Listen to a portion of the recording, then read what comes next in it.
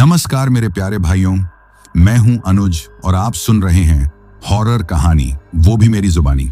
दोस्तों, आज का हॉरर पॉडकास्ट एक शख्स की है जिनका नाम सीता है। तो चलिए अब यह कहानी सीता जी के नजरिए से सुनते हैं। लेकिन उससे पहले मैं आप लोगों से कुछ बताना चाहता हूं कि मैंने आप लोगों के लिए एक नया चैनल बनाया है, जहां पर मैं खुद आप लोगों को शाम के 7 बजे एक से बढ़कर एक भूतिया स्टोरीज सुनाऊंगा। और मैंने उस पर वीडियो भी अपलोड किया है, जिसका लिंक मैंने डिस्क्रिप्शन में दिया है। तो आप लोग इस वीडियो को देखने के बाद उस वीडियो को जरूर देखिएगा और साथ में चैनल को सब्सक्राइब करके अपना सपोर्ट जरूर दिखाइएगा। तो अब ज्यादा समय नहीं लेते हैं, चलिए कहानी की शुरुआत करते हैं। नमस्कार दोस्तों, मेरा नाम सीता है। यह उन दिनों की बात है जब मैं हमेशा की तरह गांव से करीब 1 किलोमीटर दूर पुरानी नहर पर कपड़े धोने निकली थी। यह नहर सालों से शांत और गहरी है। गांव वाले इसे काला पानी कहते थे, क्योंकि इसका रंग हमेशा गंदा और ठहरा हुआ रहता था। उस दिन पता नहीं क्यों मेरे दिल में अजीब सी बेचैनी थी। शायद इसलिए कि मेरी गोद आज तक सूनी थी। मेरी शादी को 5 साल हो गए थे, फिर भी मैं अब तक बेऔलाद थी। इस शांत नहर के पास आना हमेशा एक अनदेखा डर पैदा करता था। और उस दिन सुबह से ही पता नहीं क्यों नहर पर आने से मेरा मन हिचक रहा था। मैंने कपड़ों का गट्ठर किनारे पर रखा, पानी से थोड़ा सा डरकर हाथ आगे बढ़ाया। पानी बर्फ की तरह ठंडा था। जैसे ही मैंने पहला कपड़ा पत्थर पर मारा, मेरी नजर एक अजीब चीज पर पड़ी। एक टोकरी, लकड़ी की एक टूटी फूटी पुरानी टोकरी, जो पानी के बहाव के साथ पानी की सतह पर तैरती सी आई थी, मगर अब एक ही जगह पर रुकी हुई थी, बिल्कुल मेरे सामने, जैसे किसी ने जानबूझकर किनारे पर रख दी हो। मेरे हाथ अपने आप उसकी तरफ बढ़े। डरते डरते मैंने उसे खींचा। टोकरी गीली थी और उससे काई और गंधक की बू आ रही थी। जब मैंने झुककर अंदर देखा तो मेरी सांस मेरी ही पसलियों में अटक गई। ये बच्चा किसका है? एक नवजात बच्चा, बिल्कुल शांत। उसने न तो आवाज निकाली न कोई हलचल की। ऐसा लग रहा था जैसे वह गहरी अंतहीन नींद में डूबा हुआ है। उसकी त्वचा का रंग हैरानी की हद तक सफेद था, इतना सफेद कि मानो उसमें खून की बूंद भी न हो। उसके होंठ नीले पड़ रहे थे, लेकिन सबसे ज्यादा अजीब चीज उसके माथे पर थी, केसरिया रंग का एक हल्का सा धुंधला निशान। यह कोई आम तिलक नहीं था, बल्कि ऐसा लग रहा था जैसे किसी ने बहुत पहले जल्दी में कोई अजीब रीत निभाई हो। मेरा शरीर डर से ठंडा पड़ गया, लेकिन उससे ज्यादा मेरे अंदर एक गहरा पागलपन की हद तक पहुंचने वाला जुनून उभरा। ममता, वह ममता जिसके लिए मैंने सालों मंदिरों के चक्कर काटे थे, साधुओं के आगे झुकी थी, वह आज मेरे सामने एक टोकरी में मौजूद थी। मेरा हाथ अपने आप उस छोटे से ठंडे वजूद की तरफ बढ़ा। मैंने उसे उठा लिया। जब मैंने उसे अपने सीने से लगाया तो वह हैरानी से हल्का महसूस हुआ। किसी जीते जागते बच्चे की तरह गर्म और भारी नहीं, बल्कि हल्का, जैसे सिर्फ एक खाली खोल हो। लेकिन उस पल मेरे लिए यह दुनिया का सबसे कीमती खजाना था। मैंने नहर के आसपास देखा, कोई नहीं था। दूर दूर तक न कोई औरत कपड़े धो रही थी, न कोई चरवाहा गुजर रहा था। यह जगह बिल्कुल सुनसान थी। मैंने आसमान की तरफ देखा। आंखें बंद करके मेरे दिल ने खुद को तसल्ली दी। सीता, यह तेरी प्रार्थना का फल है। भगवान ने इसे तेरे लिए भेजा है। नहर ने तुझे दान दिया है। मैंने कपड़ों के गट्ठर को वहीं छोड़ा और तेजी से घर की तरफ भागी। मेरा दिल ढोल की तरह बज रहा था। एक तरफ डर था कि रमेश क्या कहेगा, और दूसरी तरफ उस अपार खुशी का एहसास था जो मेरी सूनी जिंदगी को भरने वाला था। मैंने रास्ता भर यही सोचा कि मैं क्या बताऊंगी, कहां से आया, किसका है। घर पहुंचकर मैंने बच्चे को फौरन कपड़े में लपेटा। रमेश खेतों से वापस आ चुका था। वह चौपाल में बैठा पांव की मिट्टी झाड़ रहा था। जैसे ही उसकी नजर मेरे बाजुओं में लिपटे बच्चे पर पड़ी, उसकी आंखों में बहुत हैरानी और गुस्से का तूफान आ गया। यह क्या है? सीता, यह कौन है? उसकी आवाज इतनी ऊंची थी कि मेरे हाथ कांप गए। मैंने धीरे से उसे बिस्तर पर लिटाया और रमेश के करीब गई। रमेश जी, यह नहर के पास मिला, एक टोकरी में, बिल्कुल अकेला। इसकी मां का कोई निशान नहीं, बाप का कोई पता नहीं। किसी ने इसे छोड़ दिया था। मैंने उसकी विनती करने की कोशिश की। मैंने सोचा कि यह हमारी किस्मत का लिखा है, हमारी खाली गोद को भरने के लिए भगवान ने भेजा है। रमेश का चेहरा लाल हो गया। उसने मेरी बात को काट दिया। बस करो सीता, ये कैसी बेकार बात कर रही हो? नहर से बच्चे मिलते हैं क्या? क्या तुम पागल हो गई हो? वह मेरे करीब आया और उसकी आंखों में शोले थे। सच बताओ, तुम ये मनहूस चीज कहां से लाई हो? किसका है ये? जब मेरे पति ने मेरी बात का विश्वास न किया तो मैंने बहुत जल्दी में उसे झूठ बोल दिया कि एक औरत है जो बहुत गरीब थी। उसने कहा, मेरे 5 बच्चे हैं, खाने पीने को कुछ भी नहीं है, तुम यह बच्चा पाल लो। तब मैंने उससे यह बच्चा ले लिया। मैंने कोई गलत काम नहीं किया रमेश, मेरा यकीन करो। मैं रो पड़ी, लेकिन मेरे आंसू उसके गुस्से की आग को बुझा न सके। नतीजा यह हुआ कि उसने फौरन गांव के सरपंच को बुलाया। जब सरपंच, उसकी पत्नी और 4-5 गांव वाले हमारे घर जमा हुए तो रमेश ने एक ही बात बोली, इस औरत ने नहर से नहीं, किसी और जगह से एक नाजायज बच्चा लाकर मेरे घर की इज्जत खराब की है। किसी ने मेरी बात पर ध्यान नहीं दिया। किसी ने नहर के पास जाकर किसी औरत को देखने की तकलीफ नहीं की। वह सब इस बच्चे को सीता और रमेश का मानने को तैयार नहीं थे। वह बच्चा, जिसे मैंने चमत्कार समझा था, अब गांव के लिए श्राप बन चुका था। सब लोगों का एक ही मत था, जरूर यह किसी का नाजायज खून है, इसीलिए तो इसकी मां इसे तुझे सौंप कर खुद भाग गई और अपना गुनाह छुपाने के लिए इसे तुम्हें दे दिया। मैंने उसे अपने सीने से लगाया हुआ था और मेरे दिल में एक डरावना एहसास था कि शायद गांव वाले सही कह रहे थे। यह बच्चा कोई तोहफा नहीं, बल्कि कोई बोझ था जो खामोशी से मेरी जिंदगी में दाखिल हो चुका था। और इस सारे हंगामे में वह बच्चा बिल्कुल शांत था। एक लम्हे के लिए भी उसने आवाज नहीं निकाली, बस अपनी बड़ी हल्की आंखों से सबको देखता रहा। मैंने उसकी आंखों में गहरी ठंडी उदासी देखी, जैसे वह सब कुछ जानता हो। जब सरपंच और गांव वाले चले गए तो घर में सिर्फ गहरी भयानक शांति बाकी रह गई। रमेश ने एक शब्द भी नहीं कहा। उसने मेरी तरफ एक पल के लिए भी नहीं देखा, बस पलंग पर रखे उस सफेद शांत बच्चे को घूरता रहा। उसकी आंखों में सिर्फ गुस्सा नहीं था, बल्कि एक तरह का डर भी था जो किसी अनदेखी सच्चाई से पैदा होता है। उठाओ इसे, रमेश ने धीरे से कहा। उसकी आवाज में गहरी नफरत थी। इसे यहां से ले जाओ, मुझे ये मनहूस चीज मेरे घर में नहीं चाहिए। रमेश जी, इतना गुस्सा मत करें, मैंने विनती की। यह बच्चा बेकसूर है, इसे वापस कहां छोड़ूं? मैं इसे मौत के मुंह में नहीं फेंक सकती। इसे भगवान की मर्जी समझें। भगवान की मर्जी? रमेश हंसा, एक भयानक खोखली हंसी। भगवान की मर्जी ने हमें सालों बच्चे से दूर रखा और अब तुम्हें नहर के किनारे से यह शैतान का बीज उठा लाने को कहा है? नहीं, यह किसी और की मर्जी है और तुमने इसे छुपाया है। वह दिन और उसके बाद आने वाली रातें मेरे लिए नरक बन गईं। रमेश ने बिस्तर अलग कर लिया। वह मुझसे बात नहीं करता था, सिर्फ जरूरत पड़ने पर रूखे लहजे में हुक्म देता। उसने बच्चे को एक बार भी हाथ नहीं लगाया। वह अपने और बच्चे के दरमियान कम से कम 10 फीट का फासला रखता था। मेरे लिए सबसे ज्यादा तकलीफ देने वाली बात यह थी कि अब मैं न सिर्फ बेऔलाद होने का श्राप झेल रही थी, बल्कि नाजायज बच्चे का आरोप भी मेरे सर पर था कि मैं किसी का गंदा खून उठाकर अपने घर में ले आई हूं। बच्चे को घर लाए हुए 1 हफ्ता हो चुका था और यह वह वक्त था जब मेरे दिल में ममता की उभरती भावनाओं पर डर की परछाइयां गहरी होने लगी। यह बच्चा, जिसे मैंने प्यार से नीरज यानी नेहर का तोहफा नाम दिया था, कभी रोता नहीं था। यही बात सबसे ज्यादा परेशान करने वाली थी। कोई भी आम बच्चा हर छोटी सी तकलीफ या भूख पर रोता है, लेकिन नीरज हमेशा शांत रहता था। वह या तो गहरी बिना हलचल की नींद सोता था या फिर अपनी बड़ी अस्पष्ट आंखों से छत को या मुझे या कमरे के अंधेरे कोनों को घूरता रहता था। उसकी आंखों का रंग बिल्कुल साफ नहीं था, न काला न भूरा, बल्कि ऐसा जैसे उनमें पानी की गहरी तह जम गई हो। मैं उसे दूध पिलाने की कोशिश करती, लेकिन वह मेरे सीने से मुंह मोड़ लेता। मुझे चिंता हुई, आखिर यह जीता कैसे है? इसका भोजन क्या है? एक रात तेज आंधी चल रही थी। दरवाजे और खिड़कियां जोर जोर से बज रहे थे। रमेश बाहर बरामदे में सो रहा था। उसने मेरे कमरे में आने से मना कर दिया था। मैं नीरज के बिस्तर के पास बैठी थी और कमरे में सिर्फ एक मिट्टी का दिया टिमटिमा रहा था। मैंने नीरज को दूध की कटोरी दी और फिर वही हुआ, उसने दूध को अनदेखा कर दिया। उसके छोटे से चेहरे पर अजीब सी बेचैनी दिख रही थी। अचानक नीरज ने अपने होंठ खोले, लेकिन मुझे वहां मसूड़े और दांतों के बजाय एक अजीब सा काला और गहरा छेद दिखाई दिया। मेरे दिल की धड़कन रुक गई।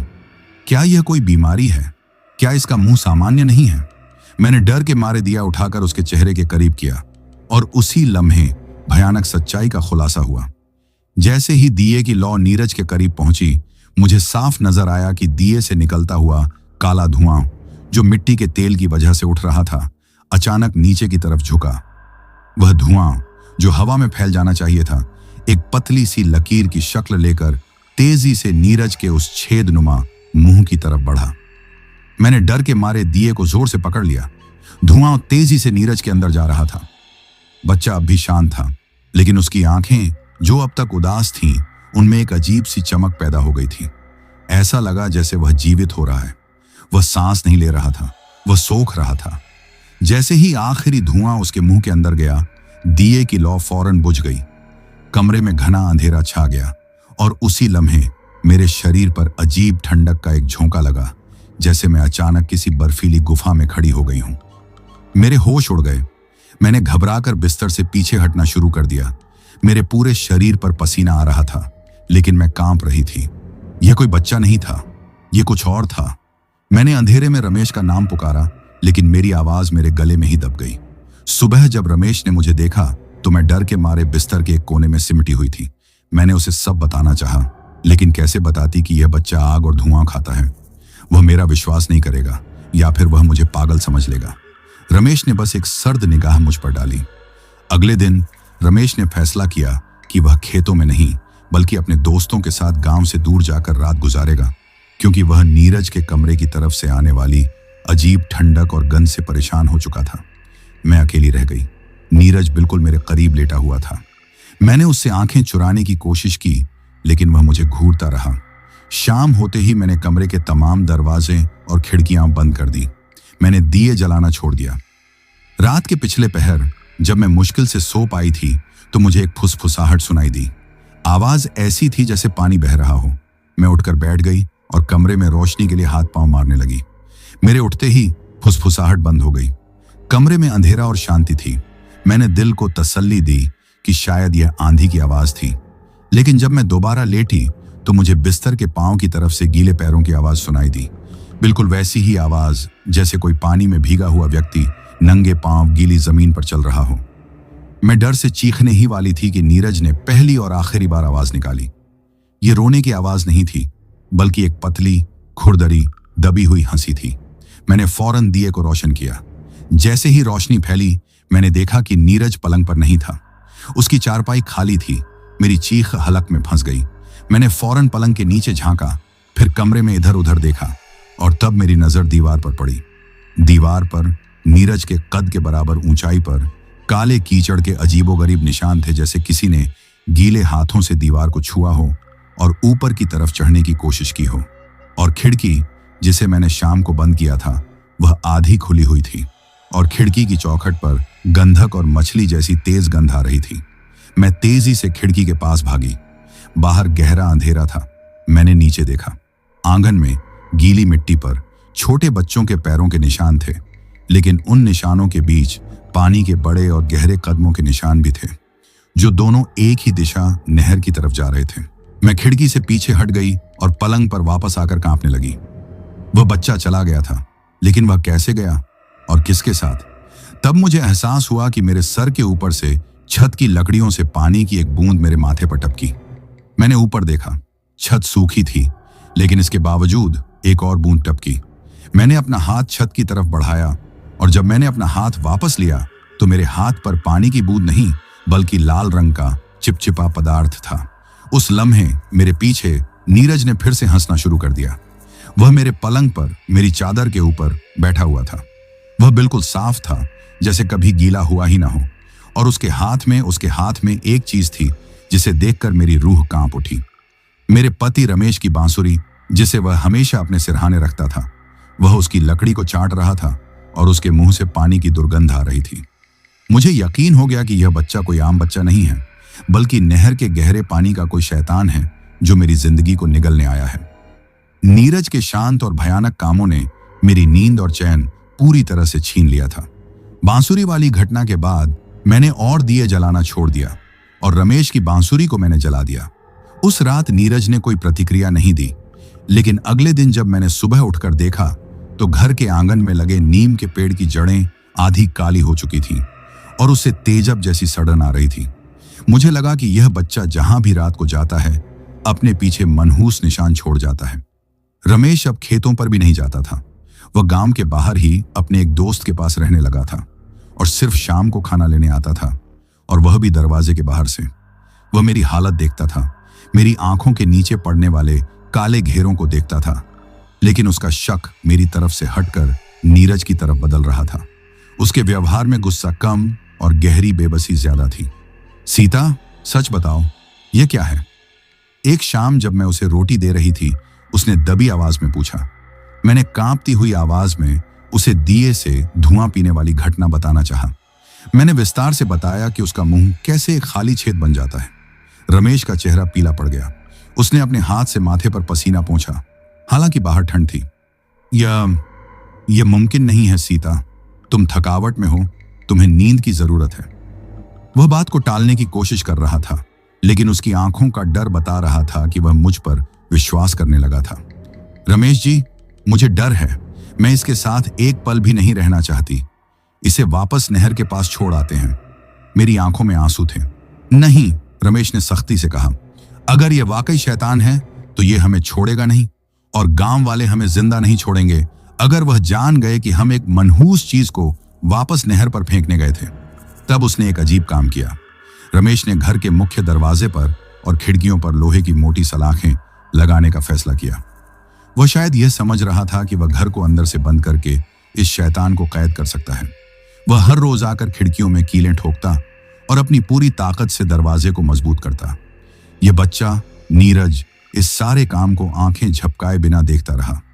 जिस रात रमेश ने आखिरी सलाख लगाई और खुद बाहर ही सोने का फैसला किया ताकि वह मेरे कमरे में आकर बच्चे से दूर रहे, वह रात मेरे लिए सबसे ज्यादा भयानक साबित हुई।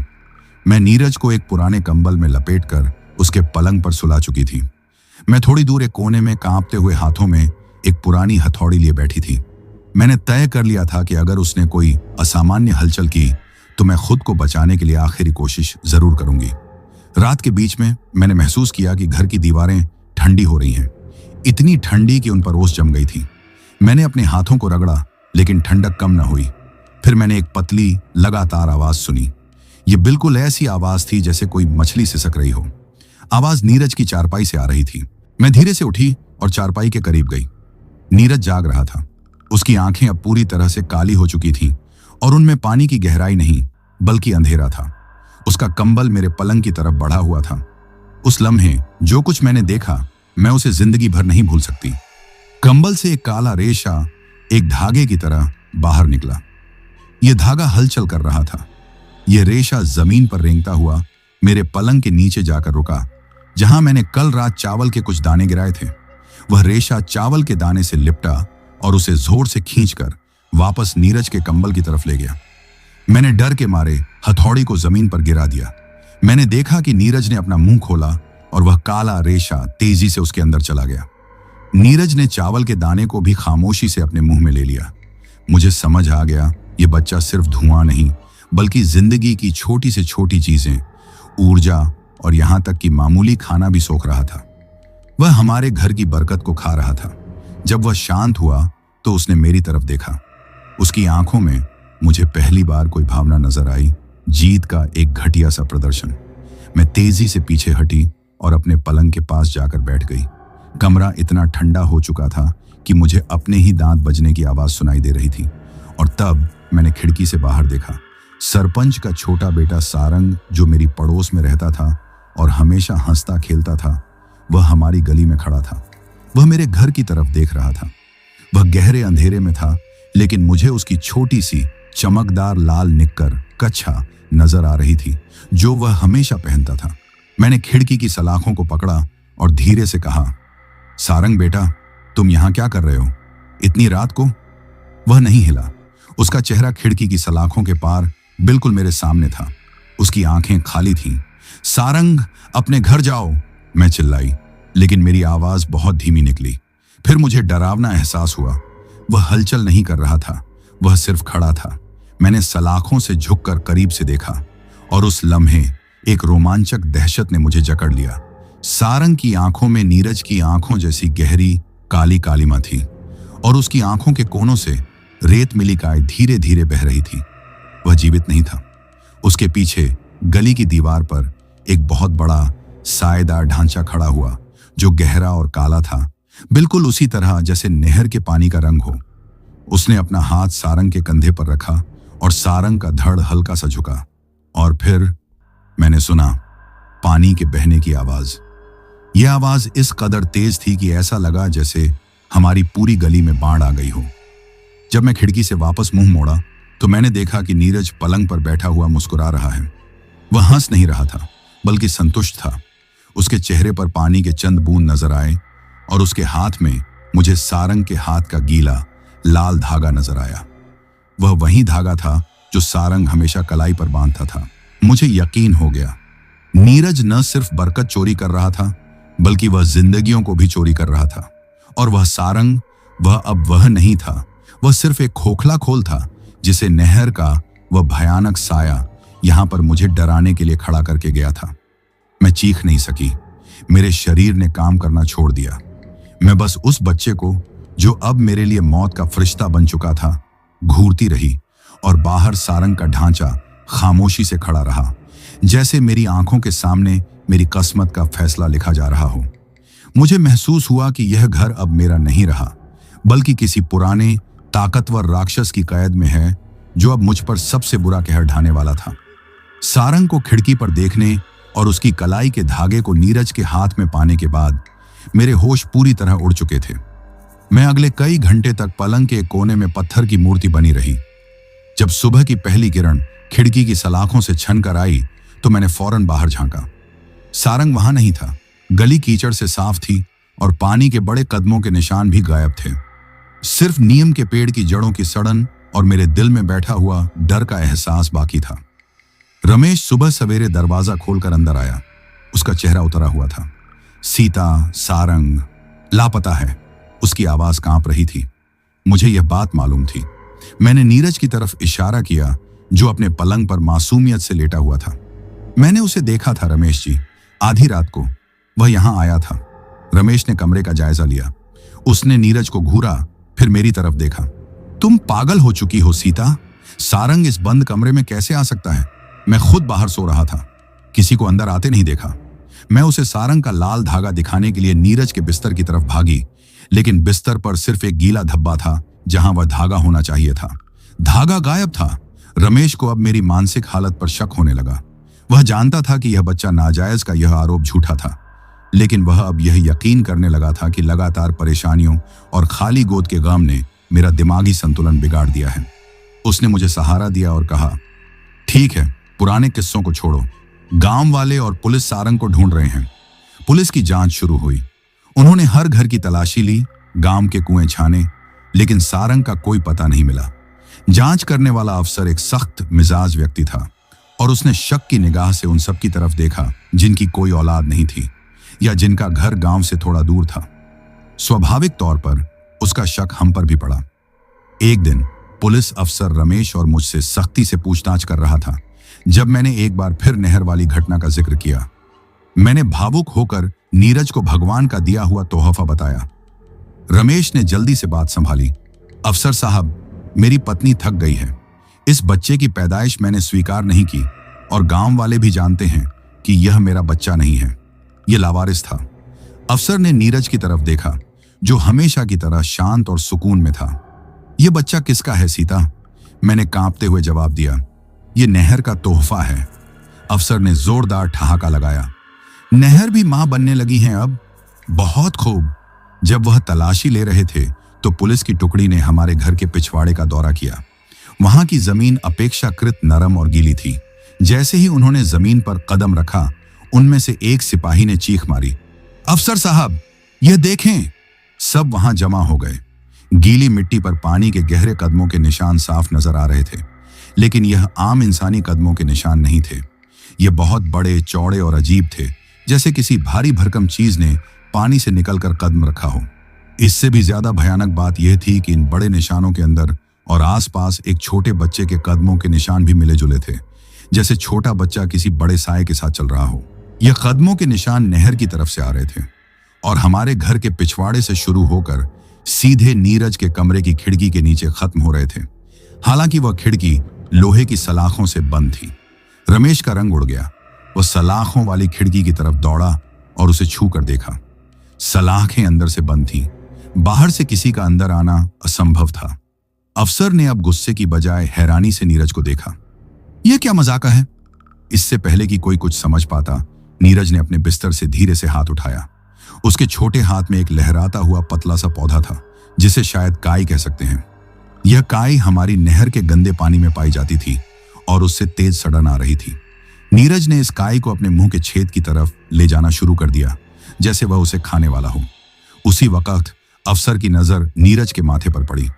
उसने अपनी आंखें संकरी की और नीरज के चेहरे के करीब आया। यह क्या है? अफसर ने पूछा। नीरज के माथे पर वह केसरिया रंग का धुंधला निशान अब हल्का हल्का चमक रहा था। यह कोई तिलक या टीका नहीं था, बल्कि ऐसा लग रहा था जैसे चमड़ी के अंदर कोई चीज फूट कर ऊपर आ रही हो।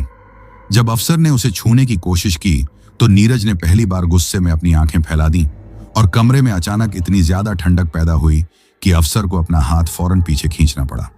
इस गहरी ठंडक के साथ ही मेरे कमरे के कोने में रखे गए पानी के घड़े से अचानक बिना किसी हलचल के पानी उबलना शुरू हो गया और घड़े की मिट्टी फट गई।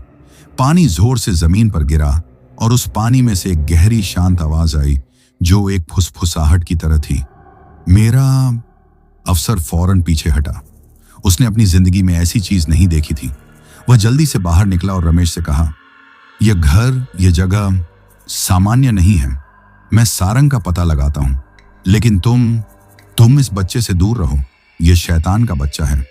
अफसर चला गया, लेकिन हमारे दिल में एक सच्चाई घर कर चुकी थी कि नीरज की परवरिश सिर्फ नहर ने ही नहीं की थी, बल्कि उसके साथ एक ताकतवर रहस्यमय शक्ति भी है जो हमारे घर पर कब्जा कर चुकी है।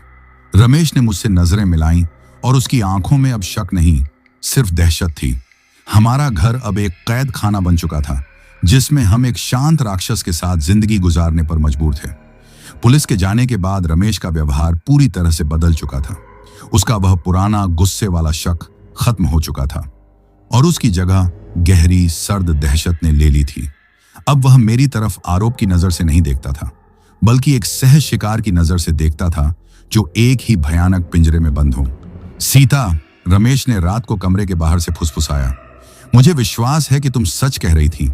ये आम बच्चा नहीं है, ये कुछ और है।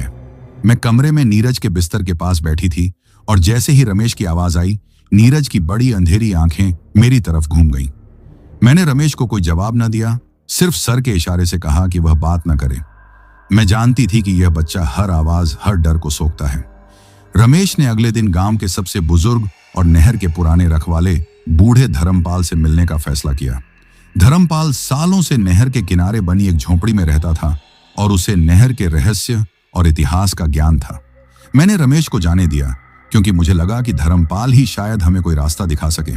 जब रमेश वापस आया तो उसका चेहरा किसी बेजान लाश जैसा था। उसकी आंखों में डर था। सीता, उसने दरवाजे के बाहर से कहा और उसकी आवाज में कांपती हुई लर्जिश थी। धर्मपाल ने जो बताया है वह इससे भी ज्यादा भयानक है जो हम सोच रहे थे। रमेश ने बताया कि यह नहर सदियों पुरानी है और पहले इसे जल माता का मंदिर समझा जाता था।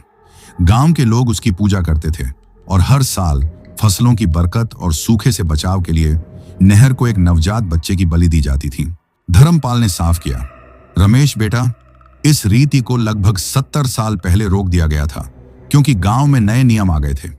लेकिन जब लोगों ने जल माता को बलि देना बंद की तो वह देवी क्रोधित हो गई और उसने न सिर्फ उन बच्चों को निगल लिया जिन्हें उसे दिया जाना था, बल्कि वह खुद उसी नहर में डूबकर मर गई।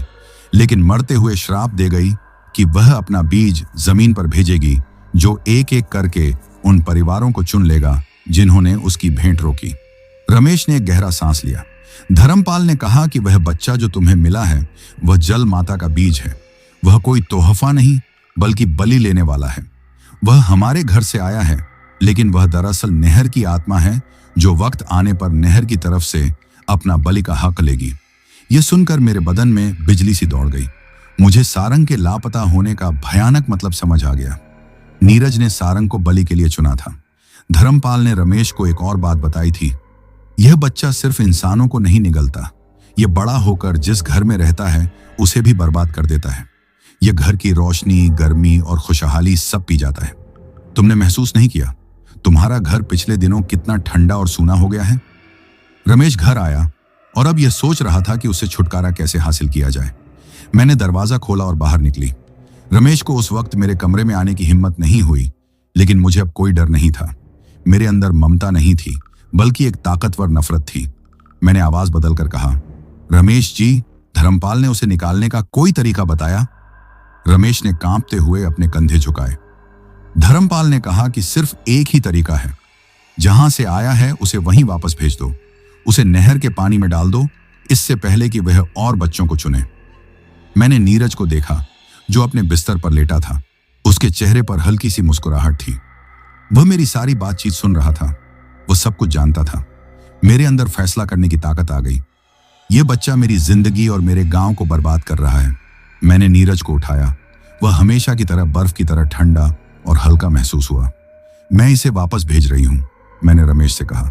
अब और एक भी बच्चा बलिदान नहीं होगा। मैं नीरज को लेकर कमरे से बाहर निकलने ही वाली थी कि एक भयानक चीख ने मुझे रोक दिया। यह चीख रमेश की थी। मैंने मुड़कर देखा। रमेश जमीन पर पड़ा था और उसके पांव के टखने से खून बह रहा था। उसके पांव में एक पतला नुकीला कांटा गड़ा हुआ था, जो आम कांटा नहीं था, बल्कि मछली पकड़ने के जाल का जंग लगा कांटा था, जो शायद नहर से आया था। रमेश दर्द से तड़प रहा था।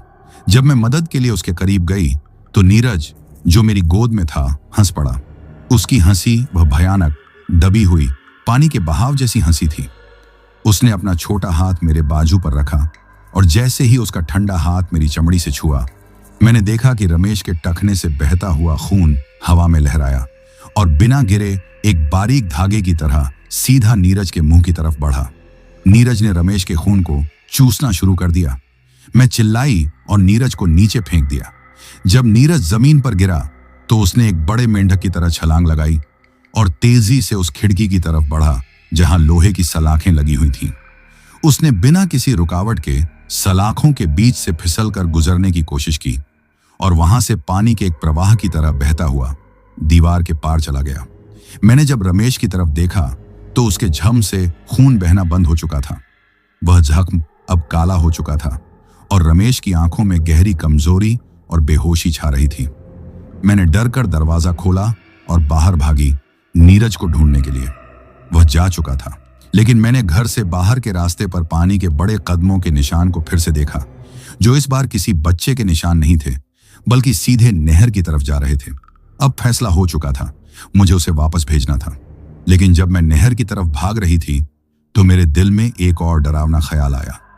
वह बच्चा खुद ही नहर की तरफ गया है, अपनी माँ जल माता के पास। और अगर वह वहां गया है तो वह अब अकेला नहीं होगा। मैं पागलों की तरह नहर की तरफ भागी। सूरज डूब रहा था और आसमान पर लाल रंग के भयानक शेड्स फैल चुके थे, जैसे खून के धब्बे लग गए हों। मेरे दिमाग में सिर्फ एक ही ख्याल था, मुझे नीरज को पानी में डालकर इस श्राप से छुटकारा हासिल करना है। रमेश घर में जख्मी था और उसके शरीर से खून नहीं, बल्कि उसकी जीवन शक्ति चोरी हो चुकी थी। जब मैं नहर के किनारे पहुंची तो वहां हर तरफ गहरी शांति छाई हुई थी। नहर का पानी हमेशा की तरह ठहरा हुआ और गहरा था, लेकिन आज उसकी सतह पर एक अजीब सी चमक थी। ऐसा लग रहा था जैसे पानी के अंदर कोई रोशनी जल रही हो।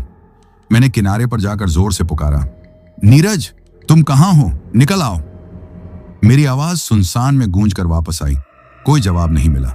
मैंने नहर के पानी की तरफ देखा और तब वह हुआ जिसे देखकर मेरी रूह जम गई। पानी की गहरी तह से एक सफेद अस्पष्ट ढांचा धीरे धीरे ऊपर उठा। पहले मुझे लगा कि यह सिर्फ पानी का कोई धोखा है, लेकिन जब यह ढांचा नहर के किनारे मेरे सामने पूरी तरह से ठोस शक्ल ले चुका तो मैं डर के मारे जमीन पर बैठ गई। यह एक औरत थी। वह लंबी, कमजोर और पूरी तरह से गीली थी। उसके शरीर से लगातार पानी टपक रहा था और उसके लंबे काले बाल समुद्री घास की तरह उलझे हुए थे, जो उसके चेहरे को छुपा रहे थे। उसके कपड़े बिल्कुल वही थे जो गांव की औरतें पहनती हैं, लेकिन वह कीचड़ और काई से लिपटी थी। यह जल माता की प्रेतनी भूतनी देवी थी, वही जिसने खुद को नहर में डुबा दिया था। उसने अपना सर उठाया और जब मैंने उसकी आंखें देखी तो वह सिर्फ गोल, गहरे, खाली छेद थे, जिनमें किसी भी तरह की रोशनी या जीवन नहीं था। और फिर मैंने देखा वह अपने हाथ में नीरज को पकड़े हुए थी। नीरज उसके कंधे पर बैठा था और अपनी बड़ी आंखों से मुझे घूर रहा था। उसके चेहरे पर वही शांत संतुष्टि थी। भूतनी देवी ने एक बुरी खोखली आवाज में बात की जो बिल्कुल पानी के बहाव की गड़गड़ाहट की तरह थी।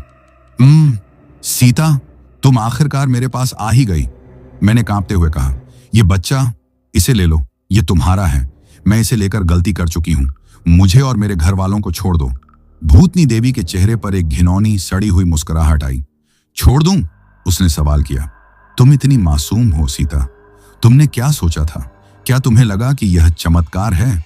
उसने नीरज को अपने सीने से लगाया और कहा, यह मेरा बेटा है, मेरा नफरत का बीज। मैं इसे तुम्हारे पास सिर्फ और सिर्फ इसलिए छोड़कर गई थी। उसकी आवाज अचानक बुलंद हो गई, जैसे किसी पत्थर पर पानी जोर से टकरा रहा हो। ताकि तुम अपनी बेऔलादी के गम को भूल जाओ और इसके बजाय इस भयानक सच्चाई को गोद ले लो। मैं जानती थी कि तुम ममता की भूखी हो और तुम मेरे बच्चे को जरूर अपनाओगी, जल माता, ताकि तुम अपनी संतानहीनता के दुख को भूल जाओ और इसके बजाय इस भयानक सच्चाई को अपना लो। मैं जानती थी कि तुम ममता की भूखी हो और तुम मेरे बच्चे को जरूर अपनाओगी। जल माता की आवाज नहर के गहरे पानी में कांप रही थी। उसकी डरावनी और सड़ी हुई मुस्कान पर नीरज ने अपना शांत चेहरा लटका दिया और वह आराम से अपनी मां की गोद में बैठा रहा। वह चुप था, लेकिन उसकी बड़ी काली आंखें सीता पर एक विजेता की तरह खड़ी हुई थीं। सीता के दिल में ममता का जो आखिरी कतरा था, वह अब नफरत के तेजाब में बदल चुका था। यह ममता की प्यास नहीं, बल्कि जल माता के गुस्से की जंजीर थी, जिसे सीता ने खुद अपने हाथ से गोद में लेकर पहन लिया था। तुम एक देवी नहीं हो, सीता ने कांपती हुई लेकिन मजबूत आवाज में कहा। तुम एक श्राप हो। तुमने मेरी ममता का मजाक बनाया है और मेरे सुहाग को चुराने की कोशिश की है। जल माता ने हंसना चाहा, मगर उसके गले से सिर्फ गंदले पानी की आवाज निकली। तुम्हारा सुहाग? रमेश, वह कमजोर है। वह इस घर की रोशनी को नहर के अंधेरे से बचा नहीं सका। रमेश तुम्हारी खाली गोद का रक्षक था और मैंने उस रक्षक को खत्म कर दिया है। जब तुम्हारी खुशहाली, तुम्हारी सेहत, तुम्हारे पड़ोसी का बच्चा और तुम्हारे पति की जिंदगी की शक्ति खत्म हो जाएगी, तो तुम खुद चलकर इस काले पानी में आओगी और मेरा बीज नीरज, जो दरअसल मेरा एक टुकड़ा है, तुम्हें दोबारा उसी रस्म की याद दिलाएगा जिसे तुम्हारे गांव वालों ने 70 साल पहले तोड़ा था। जल माता ने नीरज को अपने सीने से हटाया। वह बच्चा, जो अब तक हल्का था, जल माता की गोद में एक काला, पानी से भरे गड्ढे की तरह भारी लग रहा था। अब तुम्हारी बारी है। रमेश का खून मेरे बेटे ने पी लिया है। अब वह ज्यादा देर जीवित नहीं रहेगा। और तुम्हें सीता, तुम्हें मेरे बेटे की नई मां बनने की सजा मिलेगी। तुम हमेशा के लिए इस नहर की दासी बन जाओगी, जो हमारे लिए और कुर्बानियां लाएगी। सीता को अचानक बूढ़े धर्मपाल की बात याद आई थी। जहां से आया है उसे वहीं वापस भेज दो। नीरज, जो जल माता के कंधे पर बैठा था, ने पहली बार सीता की तरफ अपना छोटा हाथ बढ़ाया। यह ममता के लिए बुलाया गया हाथ नहीं था, बल्कि एक गहरी, भयानक मांग थी। सीता को महसूस हुआ जैसे उसके शरीर से जीवन की गर्मी खींची जा रही है। उसका दिल तेजी से धड़कने लगा और उसे रमेश का पीला पड़ा हुआ चेहरा याद आया। वह हार नहीं सकती थी। वह ममता की भूखी थी, लेकिन रमेश की पत्नी भी थी। मैं तुम्हें तुम्हारे बेटे समेत वापस भेजूंगी, सीता ने जमीन से एक बड़ा पत्थर उठाकर कहा। मेरी ममता खत्म हो चुकी है, अब सिर्फ गुस्सा बाकी है। जल माता हंसी और नहर के शांत पानी में एक भूकंप आ गया। पागल औरत, तुम मिट्टी के एक टुकड़े से पानी की देवी का मुकाबला करोगी? जल माता ने अपना दूसरा हाथ पानी की तरफ किया और तुरंत नहर की गहरी तह से काई और कीचड़ का एक लंबा, चिपचिपा हाथ तेजी से बाहर निकला, जो सीधा सीता की गर्दन की तरफ बढ़ा। सीता ने पत्थर को अपने बाएं हाथ में मजबूती से पकड़ा और दाएं हाथ से तेजी से पीछे हटी। कीचड़ का हाथ जमीन पर गिरा और वहां से एक तेज ठंडक और सड़न का झोंका उठा, जिससे सीता के शरीर में कंपी दौड़ गई। तुम यहां से नहीं जा सकती, जल माता ने जोर से कहा, और उसी पल नहर के किनारे लगे हुए सबसे पुराने और बड़े बरगद के पेड़ से कच्ची मिट्टी और पत्तों की तेज बू आने लगी। सीता ने देखा कि बरगद की लटकी हुई जड़ें अचानक जीवित हो गईं और सांपों की तरह रेंगती हुई सीता की तरफ लपकी। सीता को समझ आ गया कि जल माता सिर्फ पानी तक सीमित नहीं थी, वह इस पूरी वीरान जगह की आत्मा थी जिसे कुर्बानियों से पाप मुक्त किया गया था। सीता तेजी से मुड़ी और नहर से दूर भागने की कोशिश की। उसका लक्ष्य अब नीरज को पानी में फेंकना नहीं था, बल्कि इस मनहूस अस्तित्व को उसकी शक्ति के स्रोत से दूर ले जाना था। जैसा कि धर्मपाल ने कहा होगा, वह भागती रही, कीचड़ और कंकड़ों पर लड़खड़ाती रही। बरगद की जड़ें, जो अब जल माता के हुक्म पर चल रही थीं, उसका पीछा कर रही थीं। सीता को लगा कि उसके पांव में एक जड़ लिपट गई है और वह जोर से जमीन पर गिरी। उसके हाथ से पत्थर निकलकर दूर जा गिरा। जब वह मुंह के बल गिरी तो उसने जमीन पर एक अजीब सी चीज देखी। यह कोई आम मिट्टी का ढेर नहीं था, बल्कि गांव की सदियों पुरानी मूर्तियों का टूटा हुआ टुकड़ा था। यह एक प्राचीन सूखा पत्थर था, जिस पर किसी पुराने देवता की धुंधली सी मूर्ति बनी हुई थी। यह शायद उन्हीं पुरानी रस्मों की बची हुई निशानी थी जो यहां से मिटा दी गई थी। यह पत्थर कई वर्षों से धूप में सुखाकर बिल्कुल सूख चुका था। सीता ने तुरंत वह पत्थर का टुकड़ा उठाया। जैसे ही उसका हाथ सूखे पत्थर से छुआ, बरगद की जड़ों की हरकत में एक झटका आया, जैसे उन्हें करंट लगा हो। दूर हो जाओ, सीता ने वह पत्थर का टुकड़ा जल माता की तरफ हवा में लहराते हुए कहा। तुम्हें जीवन नहीं, सिर्फ मौत चुराना आता है। मैं तुम्हें तुम्हारे इस काले पानी से दूर कर दूंगी। जल माता चीखी। उसकी चीख तेजाब जैसी थी, जिससे सीता के कानों में दर्द होने लगा। तुम्हारे पुराने देवता मर चुके हैं। तुम्हारी प्रार्थना और तुम्हारी ममता की प्यास ने उन्हें निगल लिया है। अब सिर्फ मैं जीवित हूं। मैं वह सच्चाई हूं जिसे तुमने बरसों नजरअंदाज किया। सीता को मालूम था कि उसके पास समय नहीं है। रमेश मर रहा था और हर गुजरता पल इस शैतान को मजबूत कर रहा था। सीता ने भागने की बजाय वापस नहर के किनारे की तरफ दौड़ लगाई, लेकिन उसका रास्ता अब जल माता ने रोक रखा था। जल माता ने अपने हाथ में पकड़े नीरज को पानी में छोड़ दिया। नीरज अब सतह पर नहीं, बल्कि उसकी गहराई में तैर रहा था, जैसे कोई मछली हो। उसके माथे पर केसरिया निशान तेज चमकने लगा। बीज को वापस भेजना है तो मेरे सामने आओ, जल माता ने गरज कर कहा, और अपनी आखिरी कुर्बानी के लिए तैयार हो जाओ। सीता ने आंखें बंद कर लीं। उसे रमेश का बांसुरी का गीत याद आया, जो वह शाम को खेतों से वापसी पर गुनगुनाता था। उसे वह जिंदगी याद आई जो उसने अपने हाथ से बर्बाद कर दी थी। उसने अपने अंदर की ममता की उस प्यास को निकाला जो उसकी सबसे बड़ी कमजोरी बनी थी। मेरी ममता का आखिरी काम तुम्हें वापस भेजना होगा। सीता ने अपने हाथों में मौजूद पत्थर के सूखे टुकड़े को पूरी शक्ति से नीरज की तरफ फेंका, जो अब पानी की सतह से थोड़ा सा ऊपर उभर आया था। पत्थर का टुकड़ा, जो सूरज की गर्मी और प्राचीन विश्वास से भरा हुआ था, नीरज के सीने से टकराने की बजाय सीधा उसके माथे पर बने केसरिया निशान से जा टकराया। टकराने की आवाज ऐसी नहीं थी जैसे पत्थर किसी मांस से टकराए, बल्कि ऐसी थी जैसे किसी कांच के बर्तन को तोड़ा गया हो। एक भयानक नीली चमक नीरज के माथे से निकली। नीरज ने पहली बार चीख मारी। यह एक बच्चे की चीख नहीं थी, बल्कि समुद्र की गहराई से उठने वाली तूफानी आवाज थी। जल माता ने अपना सिर जोर से पीटा और उसके शरीर से गंदा, काई लगा हुआ पानी का धारा फूट पड़ा। नहीं, केसरिया निशान टूट गया था। नीरज के अंदर जो असामान्य शक्ति थी, वह अस्थायी तौर पर कमजोर पड़ गई। वह तेजी से वापस पानी की गहराई में गोता लगाने लगा। जल माता अब भयानक गुस्से में थी। उसका शरीर तेजी से ठोस रूप धारण करने लगा, जैसे पानी की लहरों को जमा दिया गया हो। उसका कद बढ़ गया और उसने अपने दोनों हाथ सीता की तरफ फैलाए। मैं तुम्हारी आत्मा को अपने साथ खींच लूंगी। सीता को मालूम था कि अब भागना बेकार है। वह दोबारा मुड़ी और वापस गांव की तरफ भागने की बजाय एक और खतरनाक फैसला किया। वह दौड़ती हुई उस पुरानी झोंपड़ी की तरफ गई जहां बूढ़ा धर्मपाल रहता था। धर्मपाल की झोंपड़ी बरसों से सूखी लकड़ी और मिट्टी से बनी थी, और उसमें अब भी पुराने देवताओं के कुछ टूटे फूटे औजार और पूजा का सामान मौजूद था। सीता ने झोंपड़ी के अंदर झुककर देखा। धर्मपाल वहां मौजूद नहीं था। शायद वह रमेश को सब कुछ बताने के बाद किसी और सुरक्षित जगह चला गया था। लेकिन झोंपड़ी के कोने में कुछ सूखी लकड़ियों के साथ एक जंग लगी पुरानी कुल्हाड़ी पड़ी थी। इस कुल्हाड़ी का हथा किसी जमाने में केसरिया रंग के कपड़े से लपेटा हुआ था, जो अब पुराना हो चुका था। यह शायद कुर्बानी के वक्त इस्तेमाल होने वाला कोई प्राचीन औजार था। सीता ने कुल्हाड़ी उठाई। जैसे ही उसने कुल्हाड़ी पकड़ी, उसे अपने बाजुओं में एक अजीब सी शक्ति महसूस हुई, जैसे वह सिर्फ लकड़ी और लोहा नहीं, बल्कि सदियों पुराने सूखे विश्वास की शक्ति को थामे हुए थी। जल माता, जो उसका पीछा कर रही थी, झोंपड़ी के दरवाजे पर रुकी। असामान्य शक्ति को किसी बंधन या सीमा को पार करने में दिक्कत होती है, इस सूखी लकड़ी में क्या रखा है? जल माता ने तिरस्कार से कहा। बाहर आओ सीता, तुम मुझसे छिप नहीं सकती।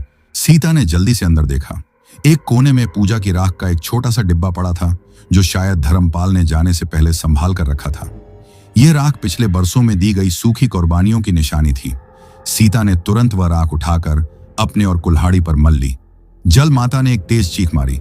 राख और सूखी लकड़ी की कुल्हाड़ी, जो आग और सूखेपन की प्रतीक थी, जल माता की शक्ति को कम कर रही थी। तुम मुझे इस सूखे विश्वास से रोक नहीं सकती। जल माता ने जोर से कुल्हाड़ी पर हमला किया। उसका पानी भरा हाथ झोंपड़ी के दरवाजे से टकराया और उसका सारा शरीर टूटने लगा। लेकिन अगले ही पल पानी की एक धारा ने उसे फिर से जोड़ लिया। सीता बाहर निकल आई। उसके हाथ में कुल्हाड़ी और उसके शरीर पर राख लगी हुई थी। तुमने मेरे बेटे को कमजोर किया है, जल माता ने कहा, लेकिन तुम उसे खत्म नहीं कर सकती। वह मेरे शरीर का हिस्सा है। अगर तुमने उसे पानी में फेंका भी तो वह तुम्हें वापस खींच लेगा। मैं उसे पानी में नहीं फेंकूंगी, सीता ने कहा। मैं उसे जला दूंगी। जल माता का डर उसकी आंखों में साफ नजर आया। आग, सूखापन और सूरज की रोशनी वह चीजें थीं जो जल माता की शक्ति के उलट थीं। नहीं, तुम यह नहीं कर सकती। मेरा बीज, वह तुम्हारी ममता की आखिरी निशानी है। सीता ने जल्दी से फैसला किया। उसे नीरज को पकड़कर सूरज की पहली किरणों की तरफ ले जाना था, या फिर उसे किसी पवित्र जगह पर जलाकर राख करना था। वह दौड़ती हुई दोबारा नहर के किनारे की तरफ भागी, लेकिन इस बार उसकी नजरें पानी पर नहीं बल्कि नीरज के ठिकाने पर थीं। नीरज, जिसका निशान टूट चुका था, अब पानी के नीचे से जल माता की मदद के लिए उभरने की कोशिश कर रहा था। जल माता ने एक भयानक, निराश कर देने वाली आवाज में कहा, रमेश मर रहा है। वह तुम्हारी प्रेम की कुर्बानी बनेगा। मेरे बीज ने उसकी जिंदगी को चूस लिया है। तुम यहां अपना समय बर्बाद कर रही हो। सीता को मालूम था कि जल माता सच कह रही थी। रमेश सिर्फ जीवन की शक्ति से वंचित नहीं हुआ था, बल्कि उसके टखने से जो जंग लगा कांटा निकला था, वह दरअसल जल माता की श्राप का एक हिस्सा था, जो उसके पूरे शरीर में जहर बनकर फैल रहा था। सीता ने कुल्हाड़ी को जमीन पर रखा और जोर से चिल्लाई, अगर वह मर रहा है तो मैं भी तुम्हारे बेटे को लेकर ही जाऊंगी। मैं अपने घर की खुशहाली को वापस लाऊंगी। उसने अपने हाथों में राख ली और दोबारा नहर की तरफ कदम बढ़ाए। जल माता ने गुस्से से पानी की एक बड़ी लहर सीता की तरफ फेंकी। पानी की वह लहर ठंडी और कीचड़ से भरी हुई थी और उससे मछली और सड़न की तेज बू आ रही थी। सीता को लगा कि उसके शरीर से सारी शक्ति निकल गई है। वह एक बार फिर गिरी, लेकिन इस बार उसने खुद को बचाने के लिए कुल्हाड़ी की बजाय राख को हवा में उछाला। राख, जो सूखी और तपिश से भरी थी, पानी की लहर से मिली। एक भयानक आवाज के साथ पानी का धारा हवा में भाप बनकर उड़ गया और एक पल के लिए जल माता का शरीर धुंधला हो गया। सीता ने मौका अच्छा जाना और तेजी से उस जगह की तरफ भागी जहां नीरज पानी में तैर रहा था। उसने झुककर नीरज को पानी से बाहर निकाला। नीरज एक बार फिर शांत और हल्का हो चुका था। उसका केसरिया निशान खत्म हो चुका था, लेकिन उसकी आंखों में वही गहरा, भयानक शांति थी। सीता ने उसे अपने सीने से लगाया, लेकिन इस बार ममता से नहीं बल्कि नफरत से। तुम मेरी बद्दुआ हो, उसने धीरे से कहा। जल माता ने देखा कि उसका बीज उसके हाथ से निकल गया है, तो उसने एक बार फिर गरजदार आवाज में चीख मारी, इसे लेकर वापस मत जाओ। मैं तुम्हें तुम्हारी आखिरी सांस तक चैन नहीं लेने दूंगी। सीता ने नीरज को अपने सीने से लगाए रखा और पागलों की तरह गांव की तरफ भागी। उसके पीछे नहर में एक तूफान आ चुका था। पानी की लहरें ऊंची उठने लगीं और नहर के किनारे टूटने लगे। सीता जब घर पहुंची तो रमेश जमीन पर पड़ा बेहोश था। उसका जख्म अब पूरी तरह से काला हो चुका था और उसके शरीर में जीवन की कोई निशानी बाकी नहीं थी। सीता ने नीरज को उसके पलंग पर रखा। नीरज अब भी चुप था, लेकिन उसकी आंखें, जो अब बेरंग हो चुकी थीं, रमेश की तरफ गईं। सीता जानती थी कि उसके पास अब सिर्फ एक ही रास्ता है। उसे नीरज को खत्म करना था और फिर रमेश को बचाना था। रमेश को बचाने के लिए सीता को वह करना था जिसके लिए वह बरसों तरस रही थी, लेकिन सही मायनों में यह ममता नहीं बल्कि कुर्बानी थी। उसे अपने प्रेम, अपनी जीवन की शक्ति और अपनी सुहाग की आग को इस्तेमाल करना था। सीता ने धर्मपाल की झोंपड़ी से लाई गई कुल्हाड़ी को याद किया, जिसे वह वहीं नहर के पास छोड़ आई थी। उसके पास समय नहीं था। उसे अचानक याद आया कि रमेश की बांसुरी, जिसे नीरज चाटता था, उसने डर के मारे जला दी थी। वह राख कहाँ थी? सीता ने दौड़कर चौपाल में देखा, जहां बांसुरी की राख एक कोने में दबी हुई थी। उसने राख को उठाया और अपने हाथों में ले लिया। यह आग और सूखेपन की राख थी जो पानी के शैतान के लिए जहर थी। वह नीरज के पास आई और उसने राख को नीरज के मुंह पर फेंका। राख ने नीरज के मुंह को छुआ और वह बच्चा जोर से झटका खाकर पीछे हटा। उसके शरीर से नीला गंदला धुआं उठने लगा। नीरज का शरीर तेजी से सिकुड़ने लगा और उसकी त्वचा की सफेद रंगत भूरी और सूखी होने लगी। नीरज ने एक और चीख मारी, लेकिन यह अब एक तूफान की आवाज नहीं थी, बल्कि एक छोटे जख्मी कीड़े की सिसकारी थी। उसका शरीर अब एक सूखे हुए पत्थर की तरह सख्त हो चुका था। उसके माथे से केसरिया निशान की जगह एक काला जलता हुआ छेद बन गया। सीता ने बांसुरी की राख को उस छेद में डाल दिया। नीरज ने एक आखिरी बार सिसकारा और उसका शरीर टूटकर मिट्टी और काई के गड्ढे में बदल गया, जो तुरंत सूख गया। अब वहां कोई बच्चा नहीं था, सिर्फ एक सूखा बेजान निशान। नीरज खत्म हो चुका था। वह श्राप जो ममता के वेश में आई थी, वह अब राख और मिट्टी बन चुकी थी। लेकिन रमेश, वह अब भी बेहोश पड़ा था। उसका जख्म अब काला हो चुका था और पूरे शरीर में जहर फैल रहा था। उसका शरीर बर्फ की तरह ठंडा हो रहा था, बिल्कुल नीरज की तरह। सीता ने उसकी तरफ देखा। उसका चेहरा आंसुओं से भीगा हुआ था, लेकिन अब वह मजबूत थी। उसने अपने दिल में एक आखिरी कुर्बानी का फैसला किया। रमेश की जीवन की शक्ति वापस लानी थी। उसने रमेश का हाथ पकड़ा और अपने दिल पर रखा। भगवान, मैंने तुम्हारे बेटे को स्वीकार नहीं किया, जो श्राप था, लेकिन मैं अपने सुहाग को बचाऊंगी। मेरी जिंदगी की आग, मेरी जिंदगी की हर रोशनी, मेरी पूरी ममता मैं रमेश को देती हूं। अगर उसे बचाने के लिए मुझे भी नहर की दासी बनना पड़े तो मुझे स्वीकार है। सीता ने रमेश को अपने सीने से लगा लिया। वह उसे अपनी सारी जिंदगी की गर्मी, प्रेम और बचने की इच्छा देने लगी। वह ठंडा था और सीता गर्म। जैसे ही सीता ने यह फैसला किया, उसे महसूस हुआ कि उसके अपने शरीर से कोई चीज निकलकर रमेश के अंदर जा रही है। उसके पूरे शरीर में कमजोरी और ठंडक फैल गई, जैसे उसने अपना खून या अपनी आत्मा रमेश को दे दी हो। कुछ देर बाद रमेश ने कराह कर अपनी आंखें खोली। उसकी आंखें अब गुस्से या डर से नहीं, बल्कि विवशता और कमजोरी से भरी थी। उसके जख्म का काला रंग कम होने लगा और उसमें दोबारा खून की लाली आने लगी। सीता, उसने धीरे से कहा, क्या हुआ? सीता ने रमेश का हाथ अपने चेहरे पर फेरा। उसका शरीर अब पूरी तरह से शांत हो चुका था।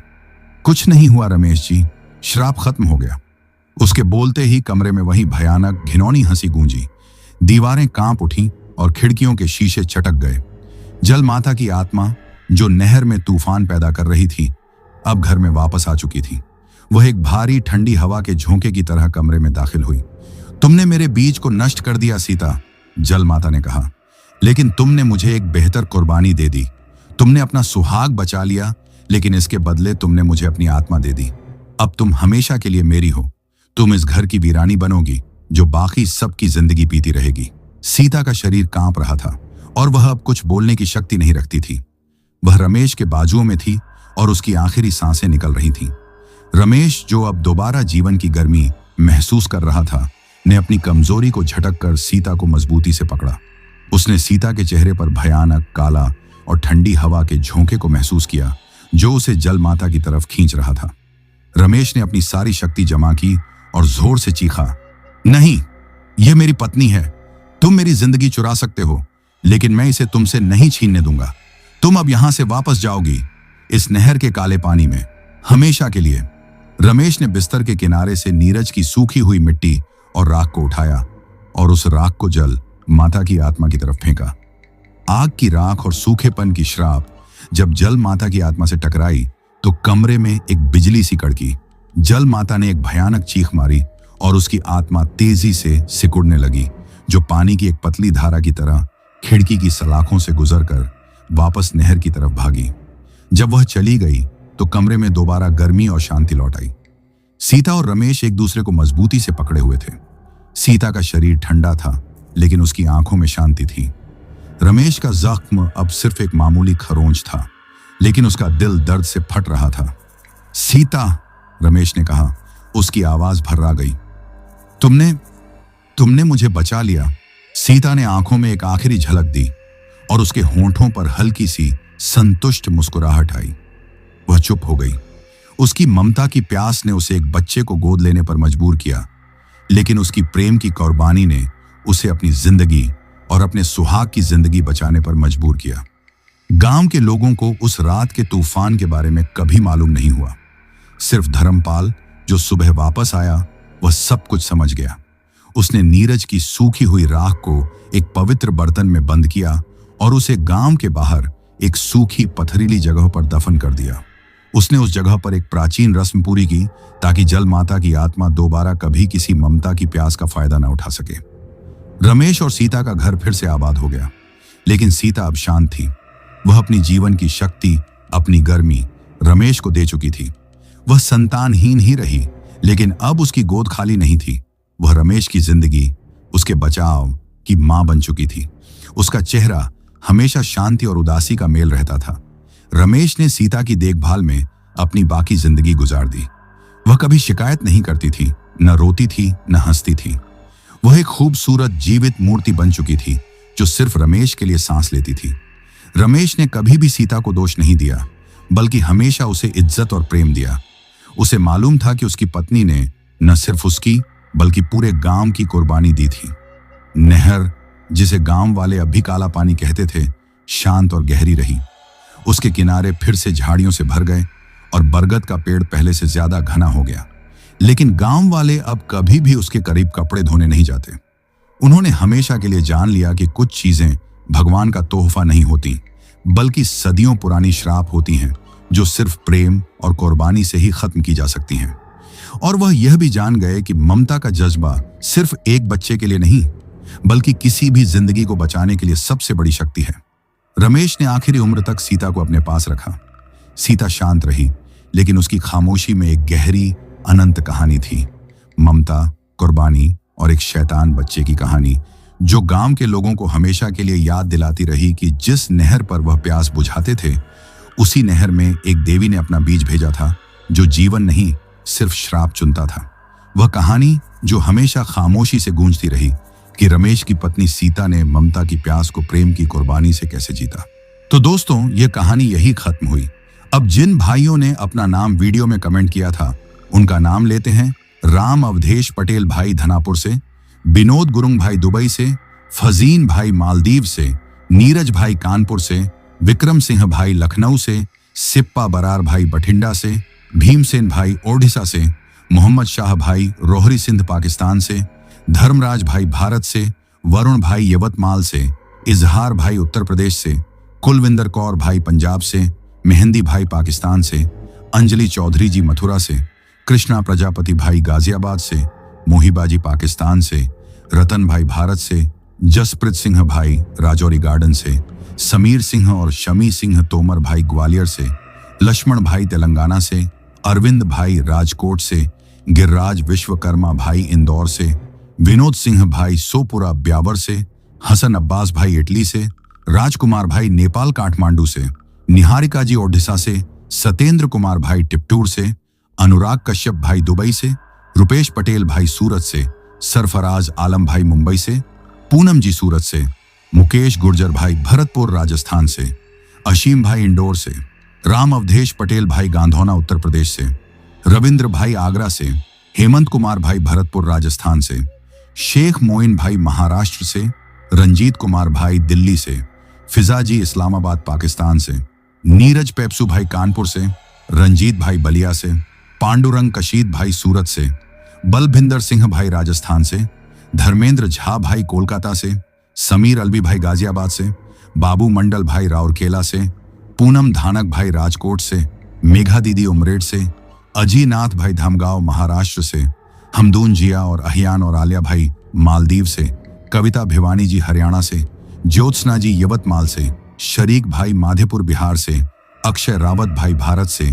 मोहम्मद महफूज आलम भाई जयपुर से, करण कुमार भाई सीतामढ़ी से, युवेश तिवारी और हर्ष तिवारी भाई लोहारी सिरसा प्रयागराज से, सूरज भाई माधेपुर बिहार से, अख्तर अंसारी भाई सिंगापुर से, विकास पंडो भाई छत्तीसगढ़ से, सुनील राज भाई असम से, हामिदुल्लाह खान भाई पाकिस्तान से, सुरजीत मोगा भाई पंजाब से, मुकेश भाई देवबंद से, बिमल भाई सऊदी अरब से, मानसा भाई पठानकोट से, रोशनी कंस्कर जी मंडला मध्य प्रदेश से, आदित्य कुमार भाई बलरामपुर से, प्रणब भाई ओडिशा से, इफात अलीम खान भाई पाकिस्तान से, कृष्णा भाई ओडिशा से, अरुण कुमार भाई अयोध्या से, अमित भाई अलीगढ़ उत्तर प्रदेश से, आखिरुल इस्लाम भाई मालदा से, राकेश कुमार कलेरा भाई राजस्थान से, मोहम्मद आसिफ भाई बंगाल से, दीपिका श्रीवास्तव जी कानपुर से, राकेश कुमार भाई जॉर्डन से, समय सिंह तोमर भाई ग्वालियर से, जुनैद अख्तर भाई मालेगांव से, बादल कुमार भाई बिहार से, वाजिद तबस्सुम भाई लाहौर पाकिस्तान से, सनी गिल भाई लुधियाना पंजाब से, सरोज भाई कतर से, मोहन भाई झारखंड से, पूनम जी जमशेदपुर झारखंड से, अनिल चौहान भाई बिहार से, नजीर अली भाई संभालगांव खासपुर से, सफीक भाई सऊदी अरब से, आयुष बसफोर भाई गोलाघाट से, शिवम शर्मा भाई इंडिया से, प्रीत कौर भाई कतर से, प्रकाश चौहान भाई गुजरात से, रितेश कुमार सिंह भाई गुजरात से, सुनील सेठी भाई ओडिशा से, सतीश खरे भाई भिलाई छत्तीसगढ़ से, बसौला मनीष भाई सिडनी से, संदीप थापा भाई नेपाल से, कुश चौधरी भाई बिहार से, रोशनी और प्रदीप भाई बंगलोर से, कुंदन कुमार राय भाई असम से, जिनेश भाई मलेशिया से, पूर्ण चंद मालोत्रा भाई राजस्थान से, परवेज खान भाई गोरखपुर से, दीपिका श्रीवास्तव भाई कानपुर से, लुकमन अंसारी भाई साहसवान से, करण कुमार भाई दिल्ली से, जाहिर खान भाई धौलपुर से, तौसीफ खान भाई मध्य प्रदेश से, सपना शर्मा अमन शर्मा रुदर शर्मा दिल्ली से, दीपक भोयर भाई अर्जुनली गांव से, दीपक जाट भाई पानीपत हरियाणा से, विपुल भाई गया बिहार से, राणू गिरी दुबई से, अमर घोरपड़े भाई महाराष्ट्र से, दिके शुक्ला भाई खलीलाबाद से, रिंकू भाई इंडिया से, सुखदेव भाई फरीदाबाद से, सुस्मिता चक्रवर्ती भाई कोलकाता से। और जिन भाइयों ने अपना नाम कमेंट किया है लेकिन उनका नाम वीडियो में नहीं लिया गया है, तो भाइयों आप लोग टेंशन ना ले, आप लोगों का नाम अगली वीडियो में जरूर लिया जाएगा। और अगर आप लोग भी चाहते हैं कि आपका नाम वीडियो में लिया जाए तो अपना नाम और अपने शहर का नाम वीडियो में कमेंट करें।